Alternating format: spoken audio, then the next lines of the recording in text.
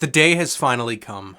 I've wondered for over a decade what this exact day would look like. And the day that I'm talking about is the day that one of my favorite shows of all time ends. And that's The Walking Dead, obviously. You know that if you clicked on this video. The final episode of The Walking Dead, titled Rest in Peace, just aired on AMC and AMC Plus simultaneously. And I just watched it, and this is my video giving you my first impressions, my first overall reaction, and my first thoughts on it. Welcome to the channel. If this is the first video of mine that you're watching, I'm gonna let you know that I am a huge Walking Dead fanboy. I absolutely love The Walking Dead. I've been a diehard ever since season 2. I talk about The Walking Dead all the time on this channel. I review and I discuss every single episode of the Walking Dead universe. You should check out my Walking Dead playlist. I have loved, I have defended, I have supported, and I have watched every episode of the Walking Dead universe for a very, very long time, through its best seasons and through its worst seasons. The main point that I'm trying to make is I love The Walking Dead, so consider subscribing, check out some of my older videos, and even though The Walking Dead is over, I'm still going to talk about this franchise a bunch. I'm going to talk about every episode of the upcoming spin-offs, and this finale, I'm going to make at least one more video talking about it in more detail in the very near future. So again, just consider subscribing. I also do TV show discussions, trailer reactions, movie discussions, that sort of thing. I also talk about survival horror gaming quite a bit. But anyway, let's get into the video. Let's talk about the finale of The Walking Dead, titled Rest in Peace. First, I'm not going to lie to you. I didn't love this final season of The Walking Dead. Season 11 as a whole, I think it improved in a lot of ways, but I also think it was really weak in a lot of ways as well. And I've talked about a lot of the flaws that I've had with this final season numerous times in some of my previous videos, but I'm not going to do that in this video. In this video, I'm not really going to talk about the season as a whole.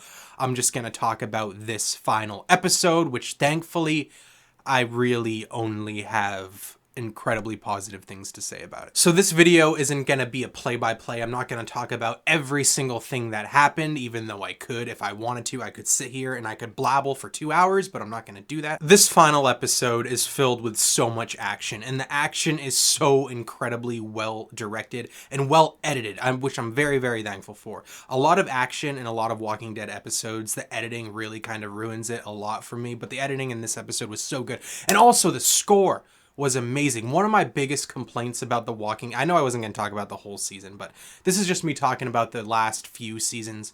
I love the music. I love the soundtrack. The music is really, really good, but they use too much of it. There's music in every single scene. It makes every episode feel like I'm just watching a really long montage. There's a lot of music in this episode too, but the music is so good, and the music works, and the music just adds so much to every single scene. And the music is unlike pretty much any music we've ever gotten in this show. Obviously, there's these faint moments where it's just like Walking Dead music, but it's so intense.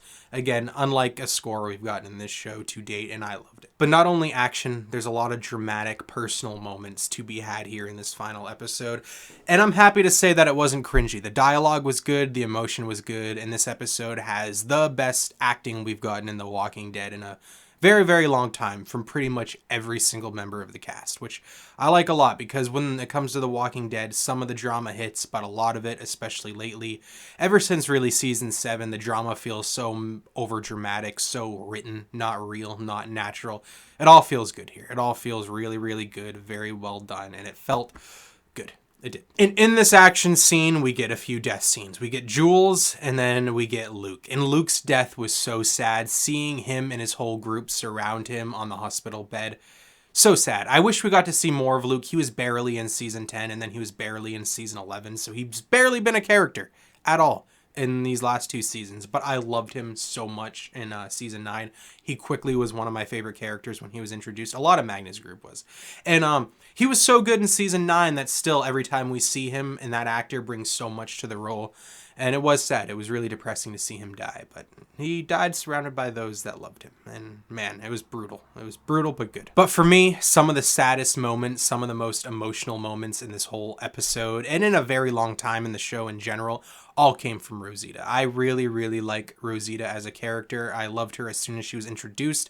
In season 5, she was really good. Obviously, season 6. But season 7, believe it or not, her character arc throughout that season elevated that season, because that season was one of the weaker seasons in my opinion, but her arc in that season is so good. I didn't care about her character that much this season, and I was thinking going into this final episode that she's one of the characters that if she were to die, I don't think I would care that much until it started to happen, until she was fighting those walkers, until she fell off the pole into the horde. That moment, I'm like, please don't die, please don't die, please don't die. And then I realized that I still cared about this character because she's a good character, and I'm really sad that she died.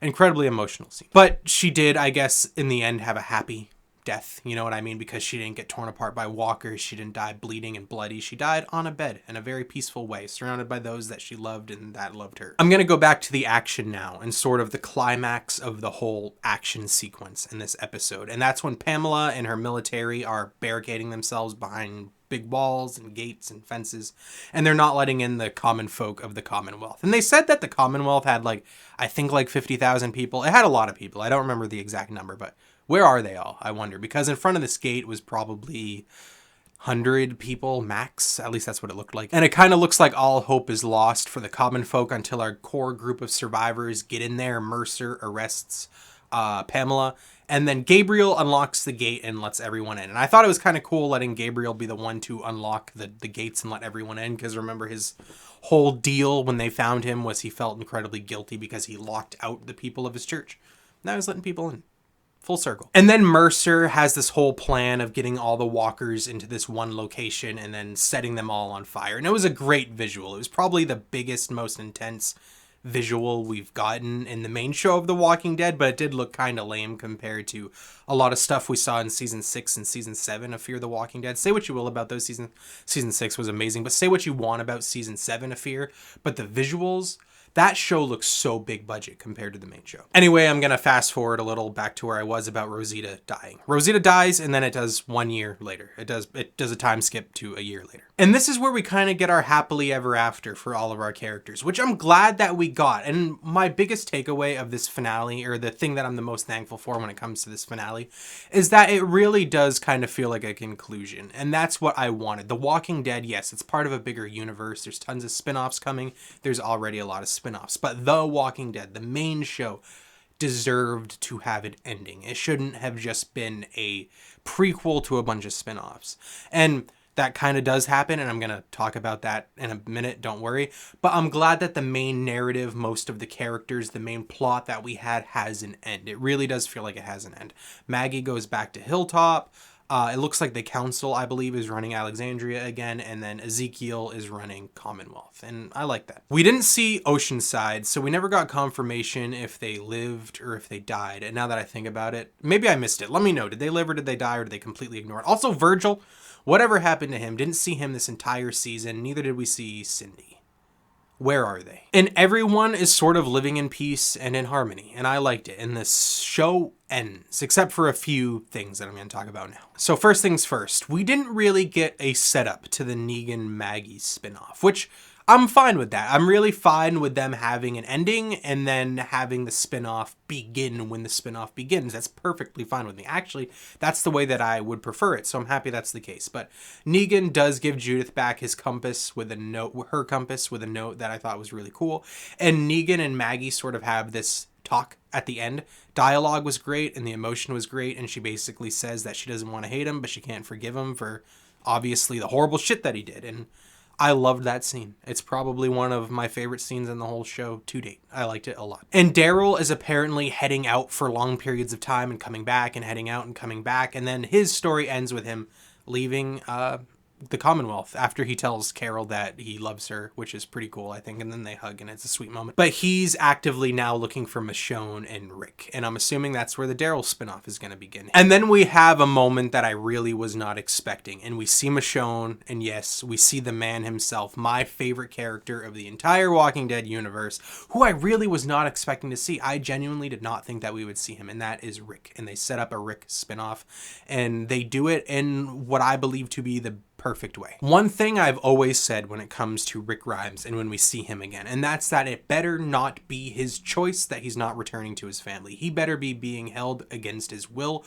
while actively trying to escape. And that's what it looks like is happening, because when we see him, he's trying to escape and then he's captured, which I really, really like. And yeah, he has a jacket on with CRM logos, so He's still with the CRM, and the helicopter finds him, and we see this torn apart skyline, and it looks like, I believe we did some research after we watched it, it looks like the Philadelphia skyline, which is really odd because that's pretty close to Virginia, all things considered, in the grand scape of the universe, of the Earth. So he's only in Philadelphia, or at least maybe he started farther away and escaped to as far as Philadelphia, but as of when he throws his bag onto the ship, he's only in Philadelphia. That's really, really not that far away. Actually, now that I think about it, didn't Princess come from Philadelphia? Didn't they go through Philadelphia and that's where they found Princess? Maybe it was in Philadelphia, but my point still stands, and that's that Rick is actually pretty close to everyone, which I wasn't expecting. I was expecting him to be across the Atlantic. But anyway, that's my quick and brief thoughts on the final episode of The Walking Dead, titled Rest in Peace. What did you think about it? Let me know in the comments, because there's a lot to talk about, and I want to talk about this shit with people. I don't talk about this stuff to really anyone in person, so let me know your thoughts. And again, consider subscribing if you liked this video. I absolutely love the world of The Walking Dead. I'm going to talk about every episode of the upcoming spin-off. I'm going to talk about this final season more and in more detail pretty soon, so subscribe if you're interested in that. And just thank you for watching, especially if you watched this far. It's the end of an era. It's weird. It's really weird. Bye.